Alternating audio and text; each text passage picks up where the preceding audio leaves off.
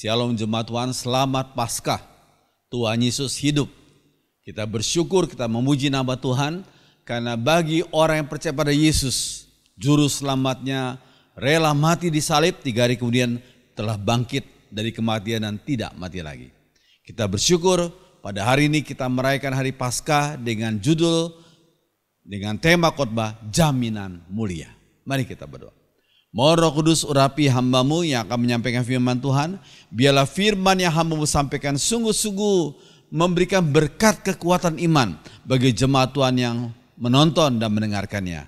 Berfirmanlah kepada kami lewat lidah hamba-Mu dalam nama Tuhan Yesus. Amin. Jaminan mulia. Roma 8 ayat 31-39. Kata Rasul Paulus, sebab itu apakah yang akan kita katakan tentang semuanya itu? Jika Allah di pihak kita, siapakah yang akan melawan kita? Ia yang tidak menyayangkan anaknya sendiri, tetapi yang menyerahkannya bagi kita semua. Bagaimanakah mungkin ia tidak mengaruniakan segala sesuatu kepada kita bersama-sama dengan Dia? Siapakah yang akan menggugat orang-orang pilihan Allah? Allah yang membenarkan mereka. Siapakah yang akan menghukum mereka?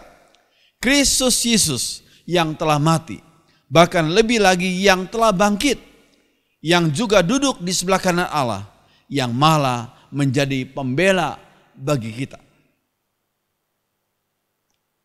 Roma 8 ayat 35-39. Siapakah yang akan memisahkan kita dari kasih Kristus?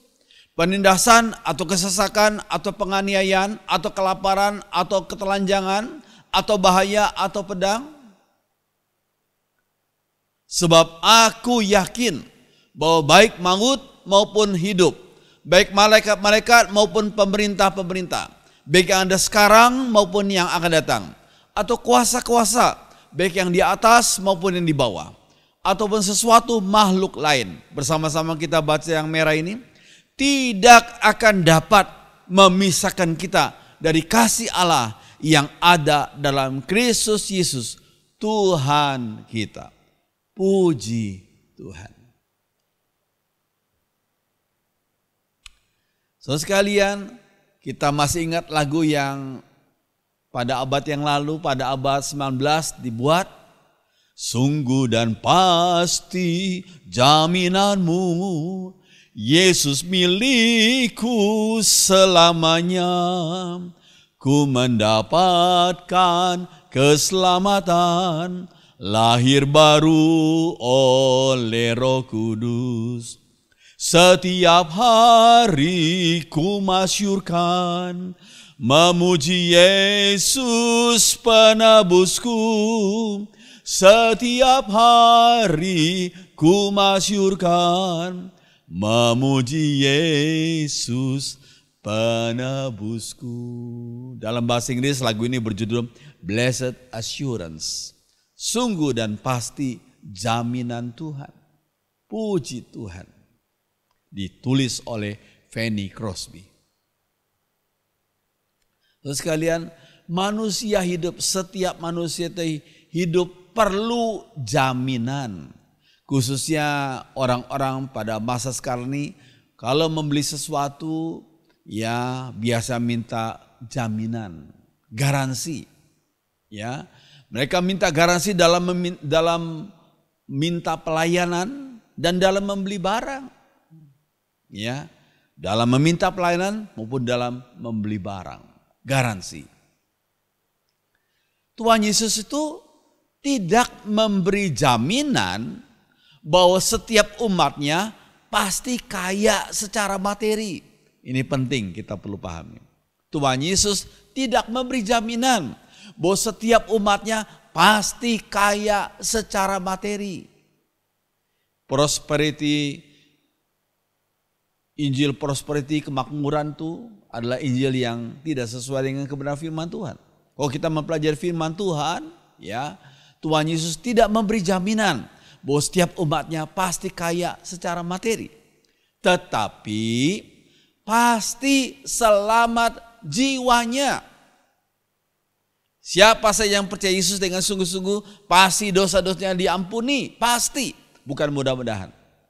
Dia juga memberi jaminan penyertaannya. Tuhan Yesus memberi jaminan akan penyertaannya bagi yang mau taat pada perintah Tuhan. Jaminan bahwa pasti jiwanya diselamatkan, diampuni dosanya, dan jaminan akan penyertaannya. Dalam keadaan apapun, dalam keadaan lancar, dalam keadaan aniaya, kesulitan, Tuhan menyertai umatnya yang mau taat pada perintah-perintahnya. Amin. Puji Tuhan. Matius 28 ayat 20, Tuhan Yesus berkata apa? Dan ajarlah mereka melakukan segala sesuatu yang telah kuperintahkan kepadamu. Dan ketahuilah aku, kata Tuhan Yesus, menyertai kamu senantiasa sampai pada akhir zaman.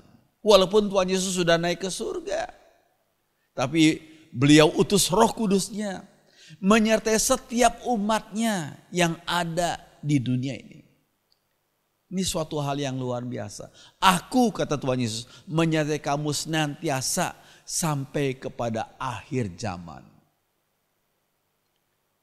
Puji Tuhan. Nah, dalam khotbah kali ini saya memberikan secara singkat beberapa jaminan yang penting dalam Roma 8 yang kita tadi baca. Beberapa jaminan yang penting.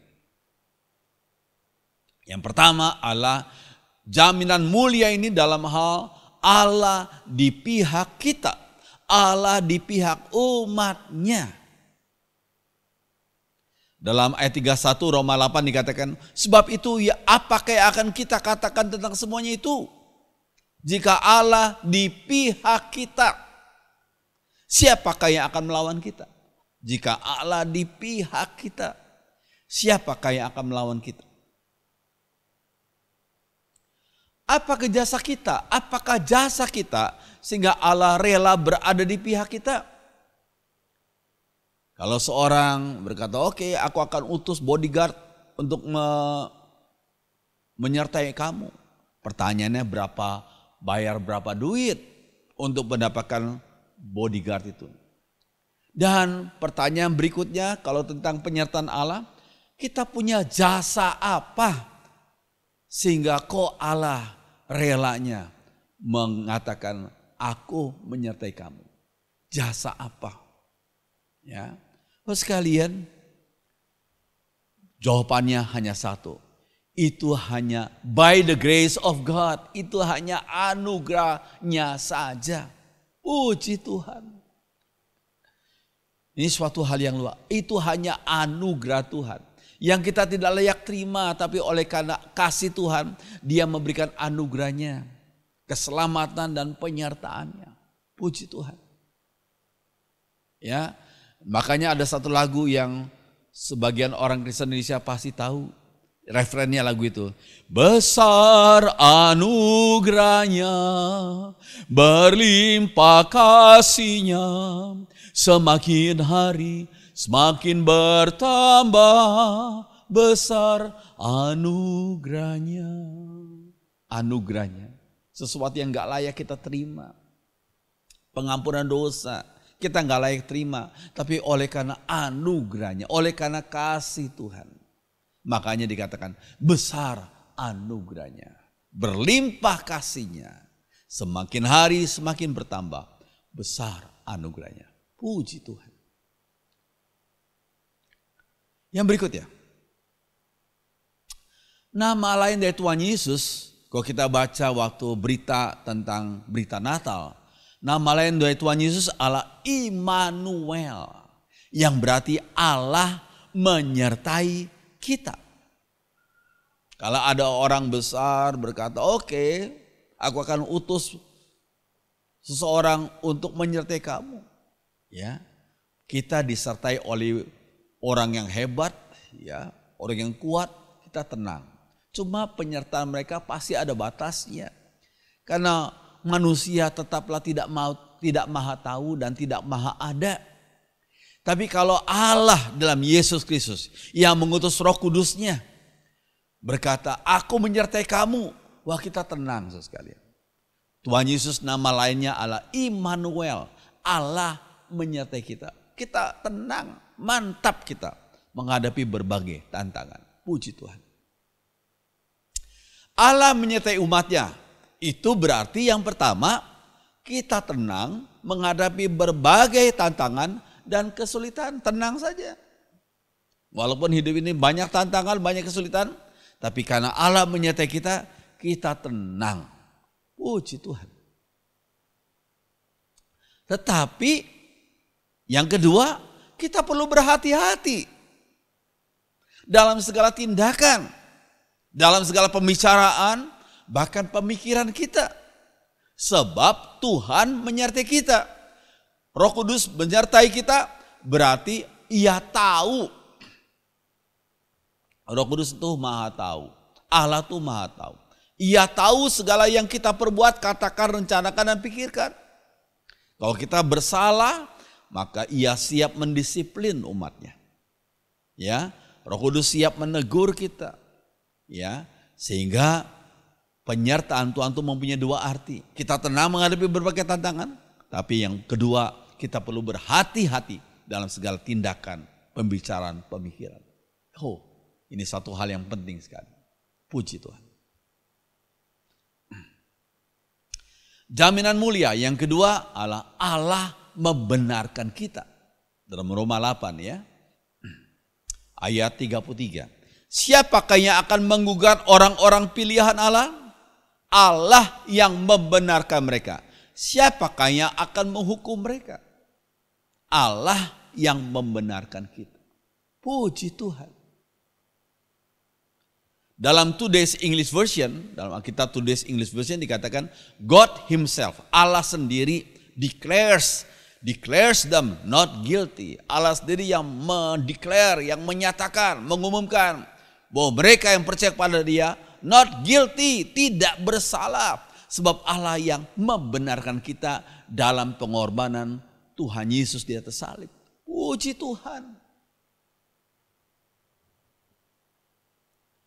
Bagi setiap orang yang percaya kepada Yesus diberikan status sebagai orang-orang yang dibenarkan Allah. Status. Ya, dibenarkan Allah berarti dianggap benar oleh Allah via jasa pengorbanan Tuhan Yesus. Puji Tuhan. Ya, bagi setiap orang percaya pada Yesus diberikan status baru, new status. Ya, sebagai orang yang dibenarkan Allah. Dianggap benar oleh Allah. Walaupun kita orang berdosa. Tapi karena kita percaya pada pengorbanan Yesus di atas salib. Maka pengorbanannya, darahnya itu menyucikan kita. Terus sekalian, kita sebagai orang percaya pada Yesus dianggap benar oleh Allah. Via jasa pengorbanan Kristus. Oh haleluya. Tindakan kita sehari haruslah diusahakan agar sinkron dengan status tersebut. Kalau statusnya sebagai orang-orang yang dibenarkan oleh Allah, masakan tindakan kita tetap suka bohong, suka mencuri, suka merampok, suka korupsi, suka berzina, itu kan tidak sesuai. Tindakan kita jadi berarti tidak sinkron dengan status kita yang baru. Bagi umat Tuhan, dengan pertolongan Roh Kudusnya, tindakan kita sehari-hari perlu diusahakan agar sinkron dengan status kita yang baru itu. Oh haleluya. Ya. Oke, jaminan mulia yang ketiga, Allah anak membela umatnya. Membela umatnya. Ayat 34 Roma 8 dikatakan, Kristus Yesus yang telah mati, bahkan lebih lagi yang telah bangkit, yang juga duduk di sebelah kanan Allah, yang malah menjadi pembela bagi kita. Bayangkan, Allah yang sang pencipta. Ya, Allah berkata, Kristus Yesus yang rela mati, yang telah bangkit, yang malah menjadi pembela bagi saudara dan saya yang percaya pada pengorbanan Yesus. Oh haleluya. Ya, dalam terjemahan sehari-hari ayat itu dikatakan, apakah ada orang yang mau menyalahkan kita? Kristus Yesus nanti yang membela kita. Ya. Biasanya iblis itu salah satu daripada kesenangan iblis adalah untuk mendakwa umat pilihan Allah. Tetapi dakwaan iblis disangkal oleh Yesus. Karena Yesus membela umatnya yang percaya pada pengorbanan Yesus. Ingat, ini penting sekali. Allah punya banyak sifat, tetapi ada dua sifat yang sangat penting. Sifat Allah yang pertama adalah Allah yang adil, tapi yang kedua Allah yang maha kasih. Adil dan kasih. Sesuai dengan keadilan Allah, setiap orang akan diadili Allah. Setiap orang, termasuk kita orang-orang percaya. Sesuai dengan keadilan Allah, setiap orang akan diadili Allah. Tapi sesuai dengan kasihnya, Ia akan membela kita dari tuntutan keadilan Allah itu. Ya, ini suatu hal yang penting. Sesuai dengan keadilan Allah, setiap orang akan diadili oleh Allah. Tapi sesuai dengan kasihnya, Ia akan membela kita dari tuntutan tersebut. Ya, ini penting sekali. Dari tuntutan keadilan Allah itu. Allah akan membela umatnya berdasarkan kasihnya itu. Ini kasih Allah melampaui sifat keadilannya. Ayo kita baca sama-sama kalimat yang biru ini ya. Kasih Allah melampaui sifat keadilannya. Puji Tuhan. Baik ya. Jika Tuhan Yesus membela umatnya, apakah itu berarti umatnya boleh bertindak seenaknya? Wah, udah korupsi saja, sudah berzina saja, sudah bohong saja. Kalau dengan tindakan demikian, apakah Tuhan Yesus membela umatnya? Kita seenaknya saja bertindak, karena kita kan dibela oleh Tuhan Yesus, kita sembarangan saja bertindak. Apakah demikian? Apakah Tuhan Yesus membela umatnya, walaupun umatnya sengaja-sengajanya bertindak mendukacitakan hati Roh Kudus? Jawabannya tidak, bukan demikian. Ada disiplin Tuhan bagi umat yang keliru kehidupannya. Tuhan tuh maha kasih, tapi Tuhan juga yang mau mendisiplin umatnya jikalau umatnya keliru kehidupannya. Jangan lupa ya, kata disiplin itu berkaitan dengan kata disciple atau murid dalam bahasa Inggris. Ya, seorang kalau mau jadi murid Tuhan, dan memang setiap umat Tuhan haruslah jadi murid Tuhan, maka perlu siap hati untuk menerima disiplin dari Tuhan kalau kita bersalah kepadanya. Ingat Ibrani 12 ayat 5-6. Dan sudah lupakah kamu akan nasihat yang berbicara kepada kamu seperti kepada anak-anak? Hai anakku, janganlah anggap enteng didikan atau disiplin Tuhan. Dan janganlah putus asa apabila engkau diperingatkannya. Karena Tuhan menghajar, dalam bahasa Inggris dikatakan mendisiplin orang yang dikasihinya. Justru orang yang dikasihi Tuhan akan mendisiplin mereka. Dan Ia menyesah orang yang diakuinya sebagai anak. Kalau ada sebagian umat Tuhan yang sengaja bersalah, kok seperti Tuhan gak menegur? Oh syukur, lakukan saja terus. Lakukan saja hidup yang dalam perzinahan. Lakukan saja korupsi. Lakukan saja hal-hal yang mendukacitakan hati Tuhan. Kok toh Tuhan diam saja? Tidak demikian. Kalau Tuhan mengasihi orang itu, Tuhan akan siap mendisiplin umatnya. Kata disiplin itu berkaitan dengan kata disciple, murid.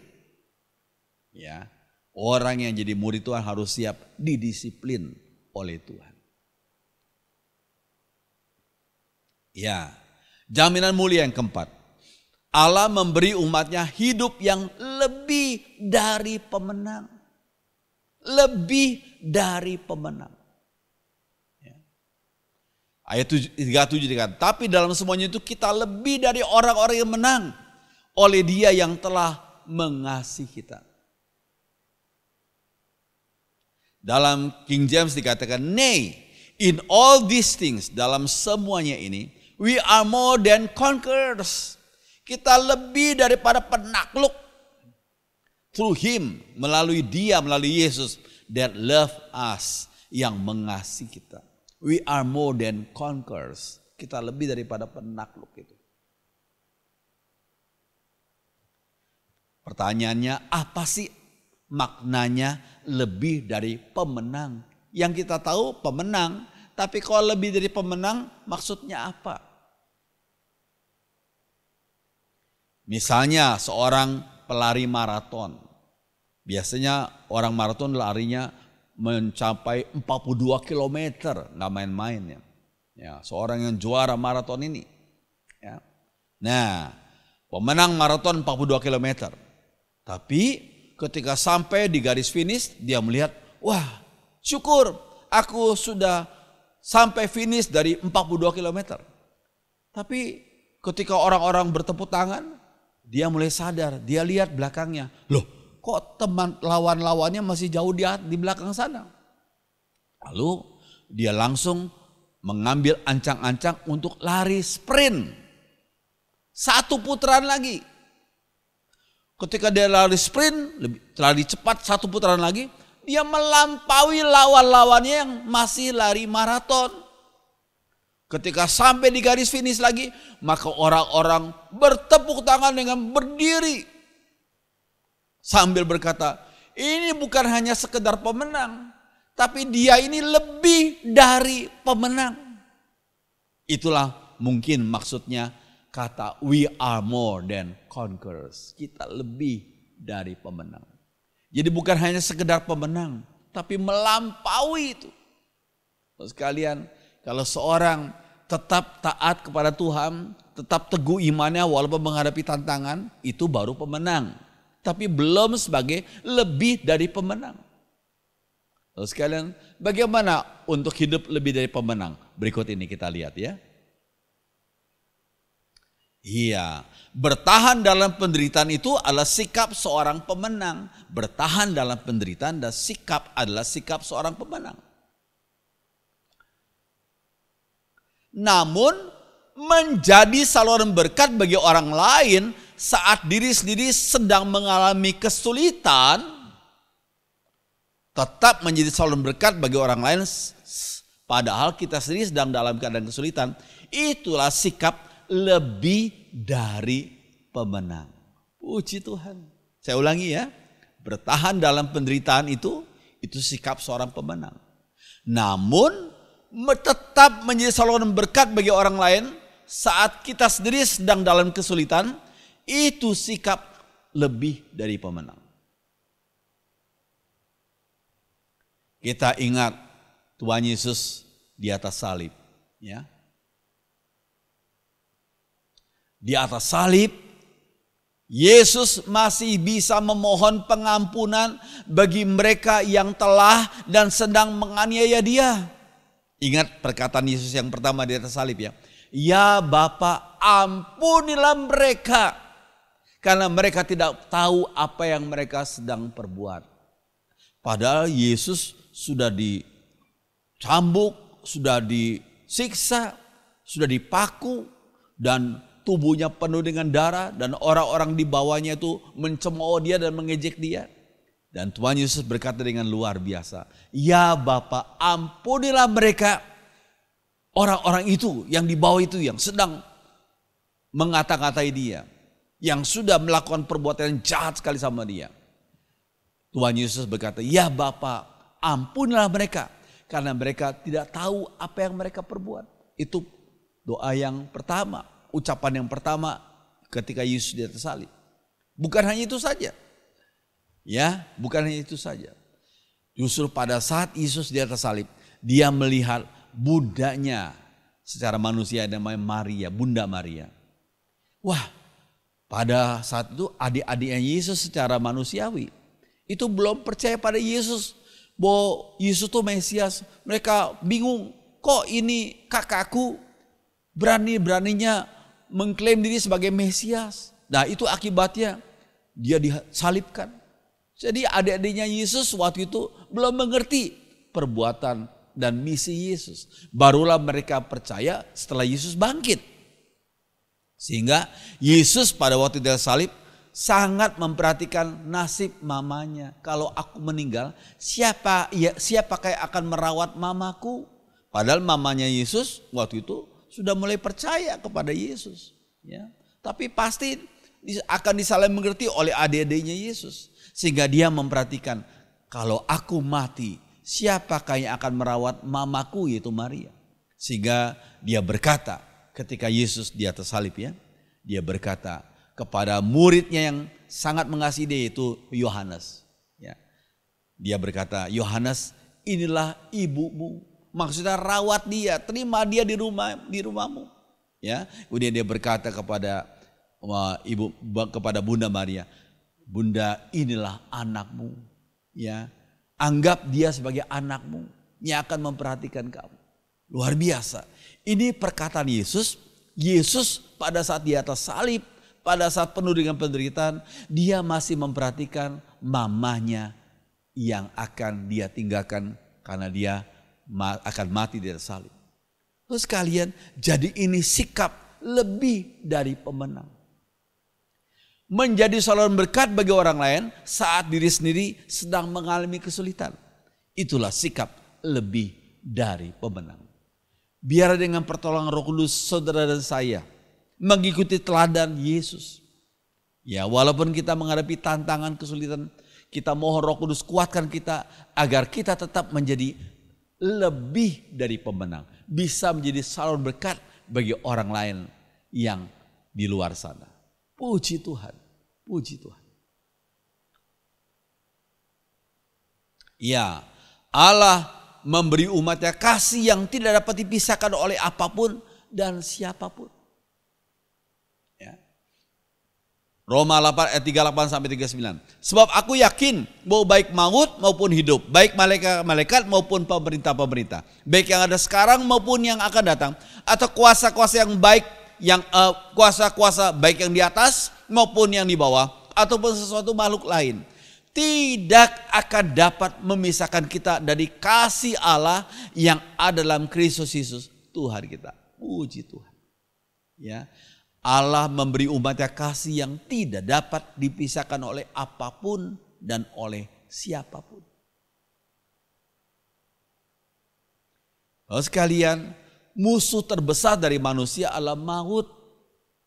Musuh terbesar bukannya kesulitan, bukannya di PHK, itu memang berat tapi tidak terbesar. Musuh terbesar dari manusia adalah maut itu sendiri. Ya, terus kalian, seorang bernama Joseph Scriven, dialah penulis lagu What a Friend We Have in Jesus.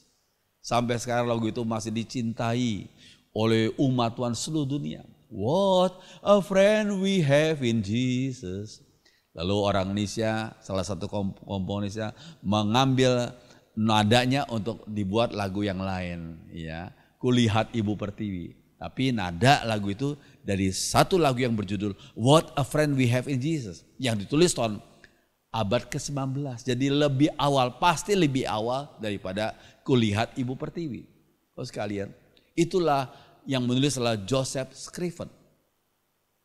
Ya, setelah wisudanya, Joseph ini rindu dengan kekasih masa kecilnya. Satu hari menjelang pernikahan, sang kekasih sedang berkuda. Sesuatu membuat kudanya kaget dan melemparkannya ke sungai. Hal tersebut membuat sang kekasih gak sadarkan diri, sehingga tenggelam di sungai, nggak bisa berenang karena nggak sadarkan diri kok, dilempar oleh kuda itu. Itu sang kekasih yang satu hari menjelang pernikahan mereka. Jadi sudah bisa bayangkan apa yang dialami oleh Joseph Scriven itu. Ya, karena trauma, Joseph meninggalkan negaranya, yaitu Irlandia, dan pindah ke Ontario di Kanada. Ia terjun dalam pelayanan diakonia. Ia memberi les kepada anak-anak dari seorang bapak di suatu desa. Ternyata Joseph Scriven itu jatuh cinta dengan Eliza, keponakan bapak itu. Ya, mereka berencana untuk menikah tahun 1854. Ini kejadian sungguh-sungguh ya, real story ini. Tapi menjelang pernikahan tersebut, Eliza kena radang paru-paru. Dan pada usia 23 tahun, Eliza meninggal. Belum menikah dengan Joseph Scriven. Sudah bisa bayangkan ya, betapa gundah gulananya, betapa sedihnya Joseph Scriven ini. 2 kali rencana pernikahan, 2 kali gagal. 2 kali calon istrinya meninggal dunia. Kalau saudara bisa bayangkan betapa sedihnya Joseph Scriven. Namun dalam kesedihannya dia mengalami kasih Tuhan yang luar biasa. Sehingga dia bisa menulis satu lagu yang terkenal sampai sekarang ini abad 21. What a friend we have in Jesus. Betapa sahabat yang luar biasa itu Allah dalam diri Tuhan Yesus. Terus kalian, ya, what a friend we have in Jesus. Yesus kawan yang sejati bagi kita yang lemah. Tiap hal boleh ku bawa dalam doa padanya. Oh betapa kita susah dan percuma berlelam bila kurang pasrah diri dalam doa padanya. Oh ini lagu yang begitu menjadi berkat bagi banyak orang di seluruh dunia. Puji Tuhan. Maut juga bisa menghentikan kekuasaan dan kejayaan seseorang. Semua nabi, rasul, raja, presiden, jenderal yang pernah jaya telah dikalahkan oleh kematian. Gak bisa disangkal itu. Itu fakta sejarah. Ya, ini kuburan siapa ini? Ini makam daripada Nero yang pernah menjadi kaisar yang berkuasa, kaisar Romawi. Tapi ini makamnya. Puji Tuhan, maut, musuh yang terbesar dari manusia, telah dikalahkan oleh Yesus. Puji Tuhan. 1 Korintus 15 ayat 55 dan 57. Hai maut, di manakah kemenanganmu? Hai maut, di manakah sengatmu? Tapi syukur kepada Allah yang telah memberikan kepada kita kemenangan oleh Yesus Kristus Tuhan kita. Puji Tuhan. Makanya orang Kristen adalah orang-orang yang diberikan kemenangan yang luar biasa. Pengharapan yang luar biasa oleh Tuhan. Bagi umat Tuhan, maut adalah keuntungan bahkan. Bukan hal yang mengerikan tapi keuntungan. Dari mana kita tahu itu? Iya, Filipi 1 ayat 21 dan 22. Karena bagiku, kata Paulus, hidup adalah Kristus dan mati adalah keuntungan. Tapi jika aku harus hidup di dunia ini, itu berarti bagiku bekerja memberi buah. Tapi kalau Tuhan mau panggil aku, itu maut, kematian adalah keuntungan. Puji Tuhan. Wahyu 14 ayat 13 dikatakan, dan aku dengar suara dari surga berkata, tuliskanlah, berbahagialah orang yang mati dalam Tuhan, yang mati dalam Tuhan berbahagia. Sejak sekarang ini sungguh, kata Roh, gak main-main, gak bohong-bohong, sungguh, agar mereka boleh beristirahat dari jerih lelah mereka, karena segala perbuatan mereka menyertai mereka. Dalam Contemporary English Version dikatakan, from now on, sejak sekarang, the Lord will bless. Tuhan akan memberkati setiap orang, everyone who has faith in Him. Setiap orang yang percaya kepada Yesus. When they die, ketika mereka mati. The Spirit answered, yes, they will rest from their hard work. Mereka akan istirahat dari jerih lelah mereka, kerja keras mereka. And they will be rewarded. Dan mereka akan diberikan reward, hadiah for what they have done. untuk apa yang mereka sudah perbuat bagi Tuhan. Mereka akan menerima pahala, hadiah dari Tuhan. Amin. Terus sekalian kita bersyukur untuk hari Paskah ini yang kita peringati. Kita diberikan kemenangan, diberikan berkat oleh Tuhan. Puji Tuhan. Mari jemaat Tuhan kita berdiri, kita nyanyikan satu lagu yang sudah lama. Ya, lagu sekolah minggu, tapi saya masih ingat ini. Hidupku bukannya aku lagi, tapi Yesus dalamku. Mari kita berdiri, kita nyanyikan lagu ini bersama-sama. Setiap stansa kita naik. Ya. Mari kita berdiri.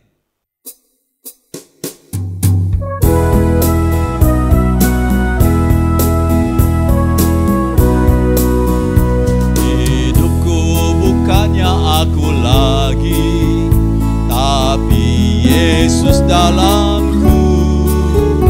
Hidupku bukannya aku lagi, tapi Yesus dalamku.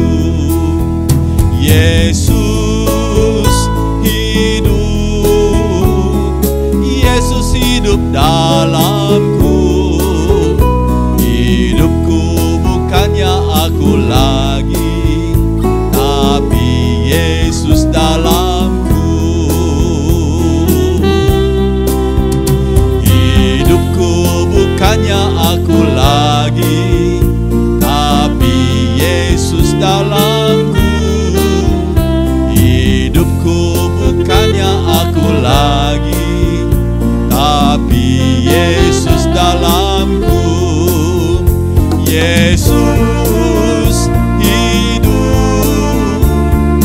Yesus hidup dalamku.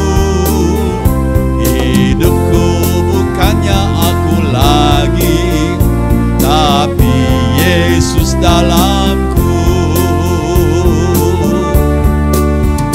Hidupku bukannya aku lagi, tapi Yesus dalamku.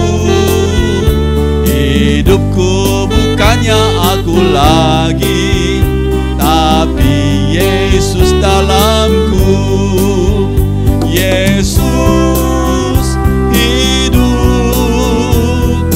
Yesus hidup dalamku.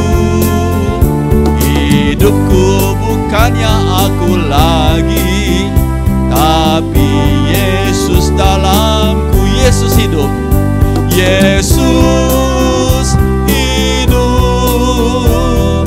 Yesus hidup dalamku. Hidupku bukannya aku lagi, tapi Yesus dalamku. Tapi Yesus dalamku. Tapi Yesus dalamku.